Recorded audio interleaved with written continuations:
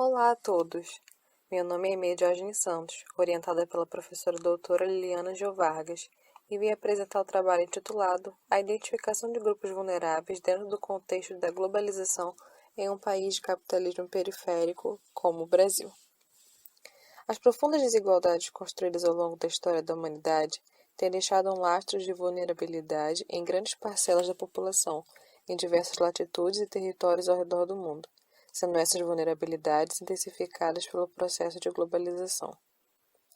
Devemos, portanto, afirmar que entendemos essa dinâmica como injusta e perpetuada por uma racionalidade econômica que se antepõe aos valores éticos e direitos humanos, que devem garantir dignidade à vida e à existência.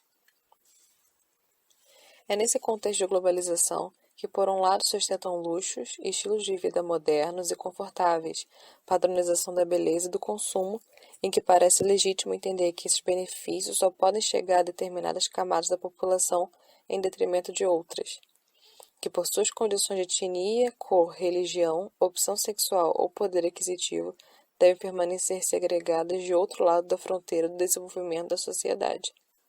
A concepção de saúde global refere-se à saúde como um fenômeno transnacional ligado à globalização,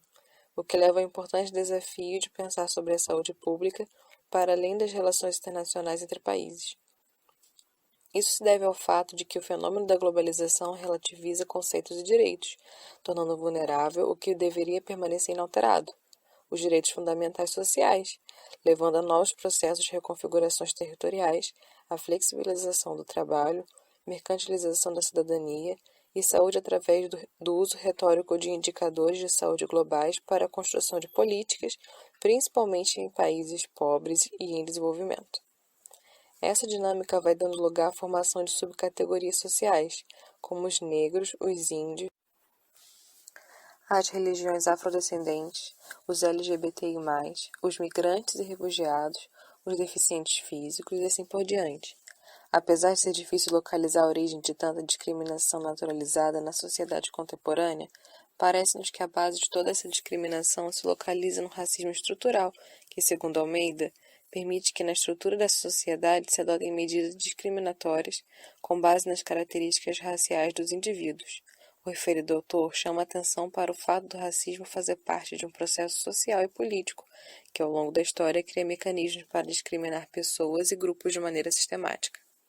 A própria diferenciação entre países desenvolvidos ou não, historicamente realizada, promete criar periferias e centros, onde, com o passar do tempo, as primeiras deixam de sofrer subtrações exclusivamente, de modo que os países considerados do centro vivenciam a realidade da degradação das condições sociais, tornando o desajuste local em uma norma mundial, com a globalização da desigualdade. Nesse sentido, o sistema capitalista, ao englobar as relações de poder, injustiça e consumo atrelado à globalização neoliberal perversa e centrada no dinheiro e na informação, que gera pobreza estrutural generalizada, é causador principal das relações de desigualdades sociais vistas hoje em todo o mundo, uma vez que são distanciamentos que produzem uma relação insistente de exploração, desrespeitando os desejos individuais e, por isso, não conseguem por si só um equilíbrio. Tal processo desigual, quando ganha um caráter persistente e de maior intensidade, induz o fenômeno da vulnerabilidade. A vulnerabilidade pode ser estabelecida na chance de exposição das pessoas ao adoecimento decorrente de um conjunto de componentes individuais, sociais e programáticos. Os fatores que gerem essa chance são interdependentes e interatuantes mesclados e ativos. Em cada grupo ou indivíduo, processando saúde e doença são condições materiais, políticas, culturais, jurídicas e subjetivas que direcionam saberes e práticas em saúde. Nesse sentido, tais aspectos materiais e simbólicos remetem à teoria da determinação social, refletindo nas características sociais de produção, distribuição e consumo que estão englobados ao modo de vida de um grupo, e desta maneira tornam-se enraizados e podem ser significativas para a determinação de um grupo ou pessoa vulnerável. Pessoas vulneráveis, em sua maioria, são aquelas que não dispõem de capacidades básicas suficientes, uma vez que isso limita consideravelmente a sua capacidade de agência humana e as impede de fazer o que valorizam ou de fazer face às ameaças. Embora hajam diversos estudos envolvendo a globalização, pretendendo-se evitar abordagens monolíticas sobre o tema e a manutenção de lacunas conceituais sobre as populações vulneráveis envolvidas, concordamos com Oliveira quando afirma que a vulnerabilidade de vidas precárias, dado o recrudescimento da pobreza extrema em contextos neoliberais, impõe análises críticas no sentido de contrapor narrativas que naturalizem a questão.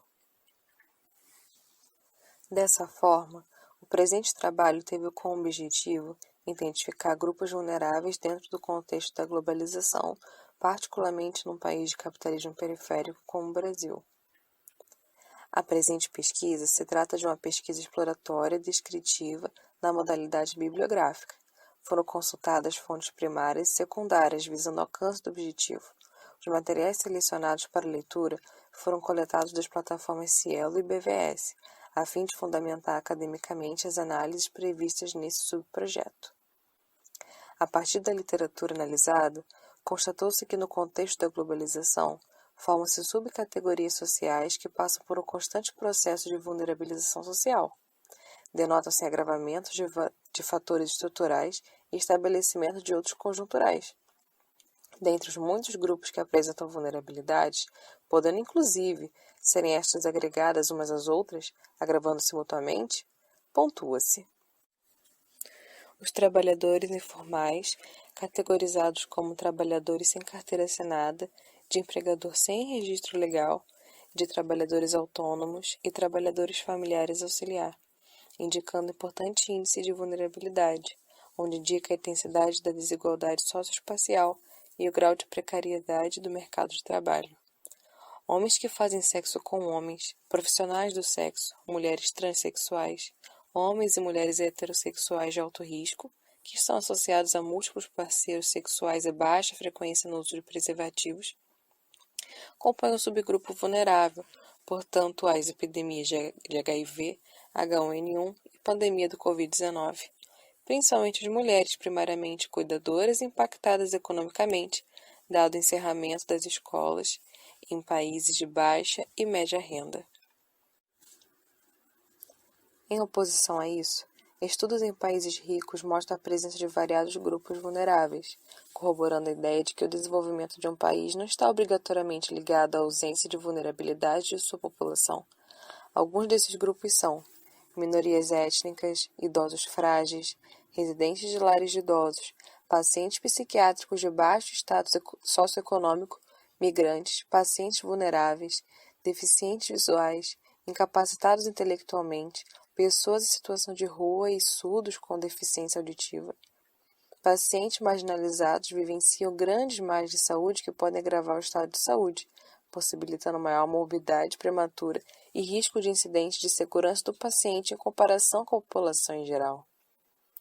Estudos relatam que imigrantes têm dificuldade de acesso à saúde no Brasil em razão de não possuírem documentação, não falarem língua local e pela falta de qualidade no atendimento. Quanto às pessoas em situação de rua, é um grupo que inclui imigrantes que possuem doenças mentais e fazem uso abusivo de substâncias, onde atualmente, no contexto pandêmico, se forçados a ficar em abrigos que não possibilitam o distanciamento social ideal, associado aos hábitos migrantes ao longo do dia, aumentam não só o risco de contrair o vírus da Covid-19, mas também de espalhar entre si e em hospitais em todo o ambiente urbano. No cenário da pandemia do Covid-19, dados mostram que os impactos econômicos e de saúde estão sendo desproporcionalmente suportados por indivíduos que não são apenas biologicamente, mas também socialmente vulneráveis. A vulnerabilidade do mercado de trabalho, renda e desemprego fez com que a pandemia encontrasse terreno fértil para ampliar a crise social, a exemplo da cidade de Manaus, na Amazônia. Nesse sentido, mostram-se mais vulneráveis na luta contra o Covid-19 dentre os grupos anteriormente citados e, além desses, grupos étnicos negros e minoritários tais como populações americanas, latinas, índias americanas, nativas do Alasca, habitantes das ilhas do Pacífico, idosos, obesos, usuários de álcool e outras substâncias, pessoas do sexo masculino, em oposição aos achados de McMahon et al., que alega maior impacto às mulheres, além de presença de questões psicossociais como a pobreza, impedimentos no acesso à saúde, educação e impasses com a imigração, moradia e ainda de comorbidades médicas pré-existentes, como a diabetes. Por fim, o conjunto de resultados do presente estudo sugere o conhecimento dos grupos vulneráveis e de indicadores de vulnerabilidade social no contexto da globalização em um país como o Brasil,